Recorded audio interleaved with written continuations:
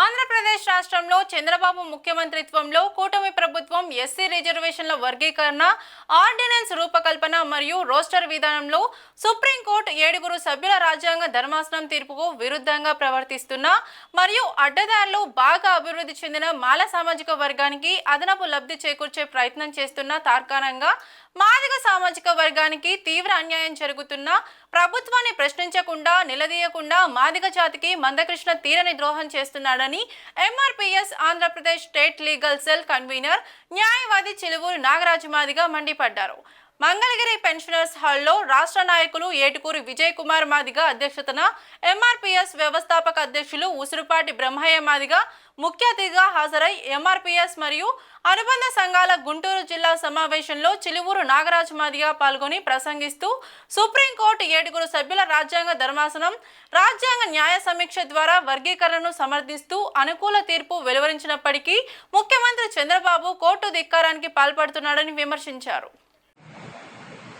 మాదిగ జాతి తరఫున ఒక వాస్తవమైన భావనలను చూపించడానికి ఈరోజు సమావేశం కూడా మనందరూ నాయకులు. నా రాజ్యం ఏంటంటే నాయకులు మొత్తం బ్రహ్మయ్య ఉంటారు.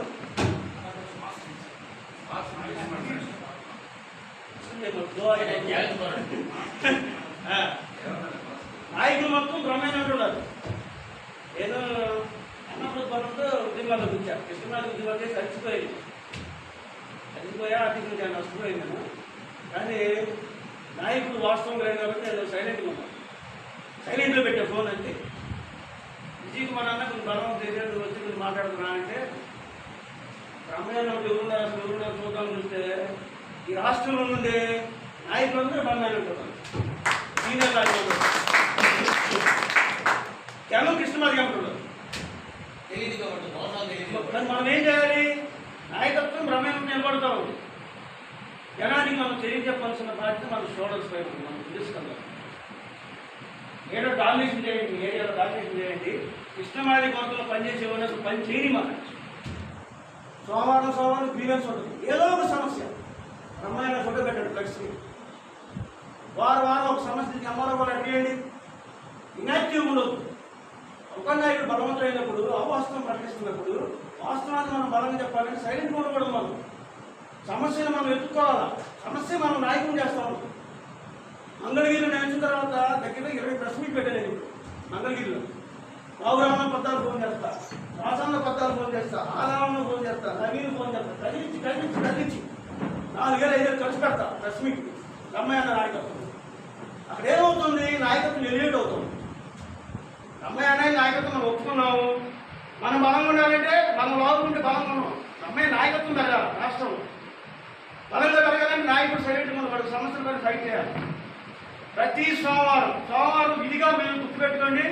ఎంఆర్ ఆఫీస్లోనో, కలెక్టర్ ఆఫీస్లోనో, ఆర్టీఓ ఆఫీస్లోనో బ్రహ్మయ్య అన్న ఫోటో ఖర్చు పెట్టి ఒక సమస్య, సామాజికమైన సమస్య. నేను చిలువులు అన్ని సమస్యలు మాట్లాడతాను. కమ్మోళ్ళు వస్తాను నా దగ్గరికి.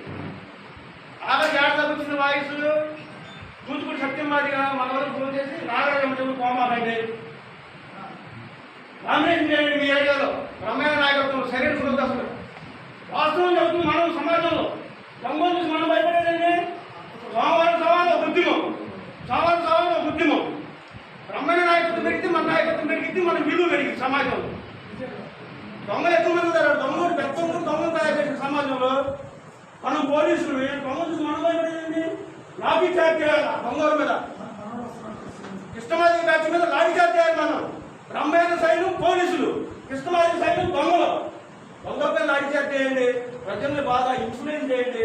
ఒక ఎఫెక్టివ్ పర్సనాలిటీగా, ఇంపాక్టింగ్ పర్సనాలిటీ. ఈ క్రికెట్ గురించి చెబుతాను. షహబాద్ ఉన్నాడంటే టీం ఉచ్చబడిపోతుంది. షహబాద్ అది ఫస్ట్ బాల్ అవుకోవచ్చు, 100 కూడా బాధపడుతుంది. ఇంకోటి ఎవరు లెక్కడం ఒరుగుబుట్టి బ్యాటింగ్ చేస్తూ ఉంటాయి.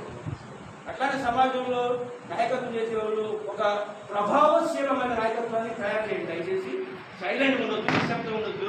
ఒక సమస్య పైన ఒక అధికారిని ఎక్కనివ్వండి, నాయకత్వాన్ని డెవలప్ చేయండి. రాబోయే భవిష్యత్తులో ఈ మాదిగ జాతికి బ్రహ్మయ్య నాయకత్వం దిక్చూసి కనపడుతున్న సందర్భంగా కనపడుతున్నాయి. కాబట్టి దయచేసి ఆశావాహం తప్పుకోవడంతో ఆప్టిమిస్టిక్ వేలో నిరుత్సాహపడకుండా ఉద్యమాన్ని ముందుకు తీసుకెళ్లాలని చెప్పి అవకాశం ఇచ్చింది. నాకు ధన్యవాదాలు.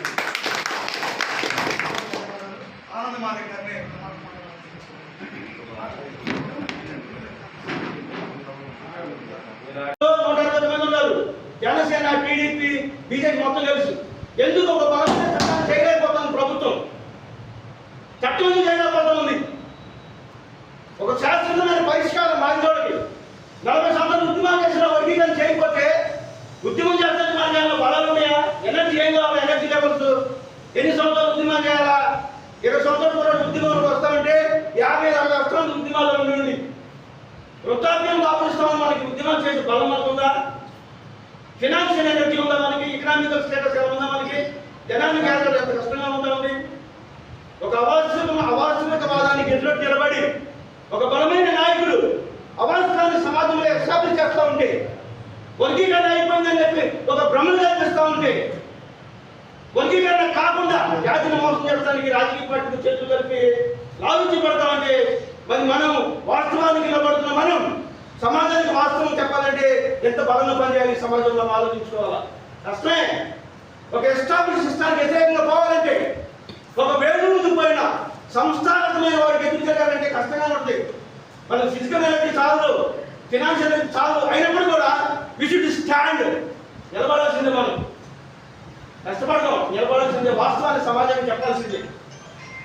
ఆంధ్ర రాష్ట్రంలో వర్గీకరణ చేయకుండా, వర్గీకరణ చట్టం చేయకుండా, చట్టసభలో ప్రవేశపెట్టకుండా, చట్టసభలో బిల్లు చేయకుండా సుప్రీంకోర్టు ఏం చెప్తాను తీర్పు? ఎవరు కూడా వర్గీకరణ లేదా భ్రమంలో బతుకుతారు సుప్రీంకోర్టు. వర్గీకరణ చేయడం రాజ్యాంగం అక్కడ లేదు. నువ్వు చేయమని లేదని చెప్తున్నారు, చేయకూడదని లేదు. సమానమైన ఆర్టికల్ తీసుకొని, ఆర్టికల్ 14 తీసుకొని, ఆర్టికల్ 15 తీసుకొని, ఆర్టికల్ 16 తీసుకొని వర్గీకరణ చేసేసి సుప్రీంకోర్టు. పార్లమెంట్ చేయకుండా వర్గీకరణ, అసెంబ్లీ చేయకుండా వర్గీకరణ సుప్రీంకోర్టు చేస్తా ఉందంటే ఈ దేశంలో, ఈ రాష్ట్రంలో చట్టసభలు మాదిగోళ్ళు వ్యతిరేకంగా పనిచేస్తూ ఉన్నాయి, మాదిగోళ్ళు మోసం చేస్తూ ఉన్నాయి. చట్టం చేయడానికి దూరంగా పోయింది రాజకీయ పార్టీ, అన్ని రాజకీయ పార్టీలు. పార్లమెంట్ చేయాల్సిన చట్టం, చట్టసభలో చట్టం కావాలా? సుప్రీంకోర్టు చట్టంగా అయింది, సుప్రీంకోర్టులో న్యాయం అయింది. సుప్రీంకోర్టు న్యాయ వ్యవస్థ, పార్లమెంట్ చట్ట వ్యవస్థ. పార్లమెంట్ చట్టం జరగలేదంటే మనం ఇన్ని దశాబ్దాల నుంచి మనం ఓట్లేస్తున్నాము.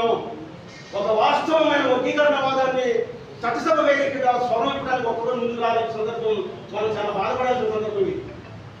అయినప్పటికీ కూడా అంబేద్కర్ రాజ్యాంగం వల్ల పార్లమెంట్లో విచారణ జరుగుతూ ఉంటే, పార్లమెంట్లో చట్టం చేయకుండా మాదిగోళ్ళని కోట్ల మంది అన్యాయం చేస్తూ ఉంటే, ఒక వాస్తవమైన దృక్పథ సమాజాన్ని చెప్పుకుని వర్గీకరణ మోసం చేస్తూ ఉంటే సుప్రీంకోర్టు చూస్తా ఊరుకోలేమని Ambedkar. Every time, every step, every moment Ambedkar should be remembered. Ambedkar లేకుండా మనం ఏం చేయగలదు? ఆయన మహానుభావుడు. సొంత రాజ్యాంగ రాష్ట్రం మామూలు రాష్ట్రం అయినా ఒక సొంత పిల్లలు ఎగ్జామ్ రాయాలంటే సంవత్సరం ముందు 2 రోజులు మా అయితే 4 మార్కులు రావడానికి. అదే విధంగా కొంచెం రాజ్యాంగం రాస్తున్నాడంటే పార్లమెంట్ తలదన్నే, చట్టసభను తలదన్నే సుప్రీంకోర్టు పవర్స్ ఇచ్చాడు అంబేద్కర్. 70 సంవత్సరాలకు వర్గీకరణ అడుగుతా ఉంది ఇండియాలో. ఎంఆర్ఎస్ ముందు వర్గీకరణ జరిగినాయి. 76 నుంచి పంజాబ్లో వర్గీకరణ అమలులో ఉంది, 76-72 నుంచి కూడా. అయినప్పటికీ కూడా చట్టసభ ఎప్పుడు మాట్లాడాల, పార్లమెంట్ మాట్లాడాల, లోక్సభ మాట్లాడాల, రాజ్యసభ మాట్లాడాల. లోక్సభ రాజ్యసభ మాట్లాడబోతా ఉంటే మరి ఆ సభలు ఎందుకు ఉన్నాయి? అంబేద్కర్ రాజ్యాంగం ఏం చెప్తా ఉంది? రాజ్యాంగ సంక్షోభం క్రియేట్ చేయబడినప్పుడు, ఈ దేశంలో మాదిగోడు, కోట్ల మంది మాదిగోడు సామాజిక ధోరణి నెట్టబడినప్పుడు, పార్లమెంట్ వేదిక చర్చ జరిగినప్పుడు, in times of crisis supreme court overtakes parliament. దమ్ముగల రాజ్యాంగం, దమ్ముగల రాజ్యాంగం. అంబేద్కర్ రాజ్యాంగంలో వర్గీకరణ అయ్యేదా? పార్లమెంట్ ఎప్పుడైనా బిల్ అయిందా? అవునది. సుప్రీంకోర్టు జడ్జిలు రాజ్యాంగ ధర్మాలు 7 మంది కూడా ఆయన ఎవరు సీటే ఒక స్టేట్మెంట్ ఇచ్చాడు. కాంగ్రెస్లో బతకమాలని మీరు వర్గీకరణ కాదని భ్రమంలో బతుకుతుంది. మీరు ఇప్పుడు భ్రమంలో బతికారు. వర్గీకరణ చేయబడిన రాజ్యాంగం నాకు లేదా? రాజ్యాంగం ఉండే basics, fundamentals, equality, justice, fraternity, Liberty, 4 ప్రాథమికమైన సూత్రాలను బేస్ చేస్తూ రాజ్యాంగం మొత్తం చదవలా కదా. రాజ్యాంగం సారాంశం మొత్తంలో 4 పాయింట్లు పెట్టి అంబేద్కర్. ఫస్ట్ పాయింట్ న్యాయం. ఎంత మంచి మాట పెట్టారు రాజ్యాంగంలో అంబేద్కర్. రాజ్యాంగం మొత్తం చదవాలంటే 500 ఆర్టికల్స్ చదవలా కదా. 4 బేసిక్స్: న్యాయం, సమానత్వం, స్వేచ్ఛ, సౌభ్రతత్వం. 4 పాయింట్లు, మెయిన్ పాయింట్. ఈ బేసిక్స్ ఆధారం నుంచి మనకు వర్గీకరణ అయింది. వర్గీకరణ కోర్టు చేస్తా ఉందంటే పార్లమెంట్ సిగ్గుపడాలా? వర్గీకరణ కోర్టు చేసే దరిద్రమైన పరిస్థితులు వస్తూ ఉన్నాయంటే 7 దశాబ్దాల నుంచి కూడా అసెంబ్లీ సిగ్గుపడాలా? శాసన మండలి సిగ్గుపడాలా? వీళ్ళందరికీ ఓట్లు వేస్తే వాళ్ళ గురించి మాట్లాడడానికి ఏం దుబాయ్ వచ్చిన వాళ్ళకి అసెంబ్లీలో మాట్లాడు వర్గీకరణ గురించి. చంద్రబాబు నాయుడు పెద్దవాదిగా అంటాడు, పుట్టవాదిగా పనిచేస్తాడు, పుట్టవాది కూడా కాదు. పెద్దవాది అంటే సుప్రీంకోర్టు జడ్జిగా ఎక్కువ పెద్దవాది కంటే ఒకరోజు సమాజంలో పచ్చమంది గారు కూర్చుంటే పెద్దవాది గారి మాట్లాడే judgement it has legal power, న్యాయమైన పవర్ ఉంది పెద్దవాదికి. పెద్దవాదికి అన్యాయం చేయడు, పెద్దవాదికి పెద్దరికం చూపిస్తాడు, పెద్దవాదికి న్యాయం గురించి మాట్లాడతాడు, ప్రత్యక్షంగా మాట్లాడతాడు, డూప్లికేట్ వ్యవహారం చేయడు. పెద్దవాదికి సుప్రీంకోర్టు జడ్జి మన చంద్రబాబు నాయుడు అసెంబ్లీలో ప్రవేశపెట్టి అసెంబ్లీలో ఏకగ్రీవంగా ఆమోదం చేసి శాసనమండలి అయిపోతుంది కదా, శాసనమండలిలో బిల్లు అవ్వాలి. ఆ ప్రవేశపెట్టే వారికి అది పవర్ లేదు. అందుకే బ్రహ్మణ పద్ధతి కోర్టు, నీకు పవర్ లేదు, వైసీపీకి పవర్ ఉంది, వైసీపీ ప్రభుత్వం నేను అడుగు, మాది మనందరూ కలిసి మనం న్యాయం చేద్దాం అనుకుంటున్నాం, మీకు దయచేసి సహకరించండి. ఒక మాట అన్నావా, నేరం వాడి మీద వేసావు. ఎప్పుడే నువ్వు నేరవాది మీద డిస్కషన్లో పెట్టిన తర్వాత అట్లా యాక్సెప్ట్ చేయకపోతే, రిజెక్ట్ చేస్తే వర్గీకరణ వ్యతిరేకమని చెప్పి జగన్ ఓపెన్ గా స్టేట్మెంట్ ఇచ్చే అప్పుడు జగన్ మాదిగోహి. మనం ఎవరికి సపోర్ట్ చేయండి, నేటలో పోవాల్సింది. మనం చంద్రబాబు నాయుడు అసెంబ్లీలో బిల్లు ప్రవేశపెట్టి శాసనమండలి బిల్లు ప్రవేశపెట్టలా, అతనికి అతనుగా స్వయంగా స్వయం కృతాపరాధంగా బిల్లు వెనక్కి తీసుకుంటాన్ని దాని చట్టంలో ఏమంటాం, ప్రోరాలు అంటాం, పాల్గొనడానికి ప్రోరాలు అంటాం. అసెంబ్లీకి టీడీపీ కన్నా పవర్ శాసనమండలిలో, శాసనమండలి అనేది చట్టసభలో భాగం, అది part and parts of legislature. శాసనమండలి ఎక్కువ సభ్యులు ఉంటుంది. ఎందుకు అడగవు నువ్వు?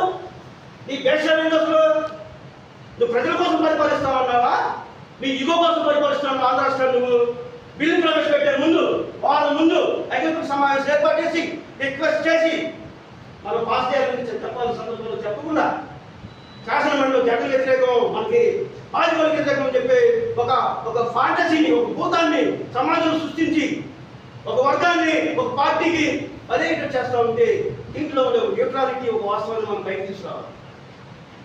అనుకున్నాం జగన్ వ్యతిరేకం అనుకున్నాం, నిజంగా వ్యతిరేకం అనుకున్నాం. నువ్వు రూల్ ప్రకారం వ్యతిరేకం చెప్పు.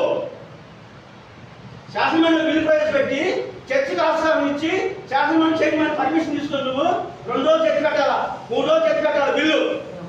నువ్వు రూపొందించిన బిల్లు దాని లోపాలను సరిదిద్దాలా. లోపాలు చాలా ఉన్నాయి బిల్లులో. ఇచ్చేవాడికి ఇచ్చేది కాదుగా, నటించడం. వర్గీకరణ జీవో వల్ల ఫాల్సే. సుప్రీంకోర్టు చేస్తా ఉంటే, అసెంబ్లీ లేకుండా, శాసనసభ లేకుండా అన్ని మోసం చేస్తా ఉంటే సుప్రీంకోర్టు ఒక లెజెండరీ తీర్పు, ఒక చారిత్రకమైన రాజ్యాంగ సవరణ వచ్చిన తీర్పును కూడా చంద్రబాబు ప్రభుత్వం వక్రీకరిస్తూ ఉంది. నెపాన్ని ప్రతిపక్షం మీద వేస్తూ ఉంది. ఎంతవరకు ప్రతిపక్షం వేయాలి నువ్వు? వాళ్ళపై అడిగిన తర్వాత వాళ్ళు వ్యతిరేకమైన నువ్వు వేయాలా? 2 మైనస్ రండి వర్గీకరణ, 2 మైనస్ దయచేసి గమనించండి. 2 మైనస్ ఒకటి సుప్రీంకోర్టు ఏమన్నంటే, గ్రూపులు చేసేటప్పుడు సమజాత శ్రేణిని విభజించు. 3 గ్రూపులు చేసుకో, 5 గ్రూపులు చేసుకో, 50 గ్రూపులు చేసుకో. సమానమైన స్థాయిలో గ్రూపులో పెట్టు. డెవలప్ అయిన గ్రూపులో, డెవలప్ కాని గ్రూపులో, మధ్యస్థంలో గ్రూపులో అట్లా చేయాలి గ్రూపులు. చంద్రబాబు నాయుడు వర్గీకరణ గ్రూపులు మనం గమనిస్తూ ఉంటే సమజాత శ్రేణి వర్గీకరణ చేయకుండా, హోమోజీనియస్ సెక్షన్ తీసుకోకుండా హెట్రోజీనియస్ విషమ జాత శ్రేణిని క్రియేట్ చేసేవాడు. ఉదాహరణకి మాల సామాజిక వర్గం తీసుకుందాం. ఏ గ్రూప్లో ఉన్నారు మాలలు? 2 గ్రూపులు, 3 మాలలు, 3లో ఉన్నారు. మాలలతో పాటు ఎవరు ఉన్నారు? ఆది ఆంధ్ర, ఆది ద్రావిడ. మాలలు బాగా డెవలప్ అయ్యారు. ఆది ఆంధ్ర డెవలప్ కాదా? ఇతను కలపచ్చా? కలపకూడదు. మాలలు సపరేట్ చేయాలా, ఆది ఆంధ్ర సపరేట్ చేయాలా? గ్రూపులు చేసేటప్పుడు కూడా చాలా జాగ్రత్తగా బిహేవ్ చేయాలి. చేయనప్పుడు ఏమైంది? ఇప్పుడు ఉదాహరణకి 70 సంవత్సరాల నుంచి ఎస్సీ రిజర్వేషన్ దోపిడీ చేసిన మాల సామాజిక వర్గం ఆ గ్రూపును దోపిడీ చేసి మళ్ళీ అగైన్ దోపిడీ మాలలు చంద్రబాబు నాయుడు రాష్ట్రాన్ని కల్పిస్తాం. అసలు మాన సామాజిక వర్గం ఏ సామాజికం కలపకూడదు. 70% డెవలప్ అయి కూర్చున్నారు వాళ్ళు ఎస్సీ రిజర్వేషన్ ఉపయోగించుకొని. అసలు local commission, ST local commission మాలను తీసేయమంది ఎస్సీ నుంచి, మాల డెవలప్ అయ్యారు. అట్లాంటి గ్రూపుతో మనుగడ లేని వాళ్ళు, గుర్తింపు లేని ఆది ఆంధ్ర హైదరాబాద్ కలిపితే మరి రేపు అర్థం దోపిడీ చేస్తాడు వీడు. ఇంతమంది బహిరంగ దోపిడీ, ఇప్పుడు అప్పటికే దోపిడీ మళ్ళీ. ఇది సుప్రీంకోర్టు గైడెన్స్ వ్యతిరేకం. మళ్ళీ ఎంప్లాయీస్ కింద అన్యాయం చేస్తాడు చంద్రబాబు నాయుడు. రోస్టర్ కాదు. ఫస్ట్ 100 ఉద్యోగాల్లో మానవుడికి 8% మాదిగోడు 4%.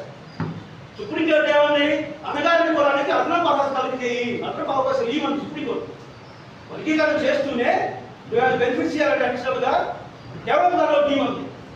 చంద్రబాబు నాయుడు చూపిస్తున్నాడు అవకాశం, బాల సామాజిక వర్గానికి ఇస్తామని అవకాశం. ఈ 2 పాయింట్లు కూడా చాలా చాలా విరుద్ధమైన భావజాలం.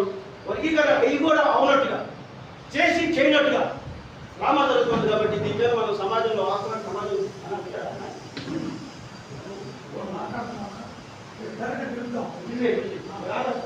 చెప్పేసి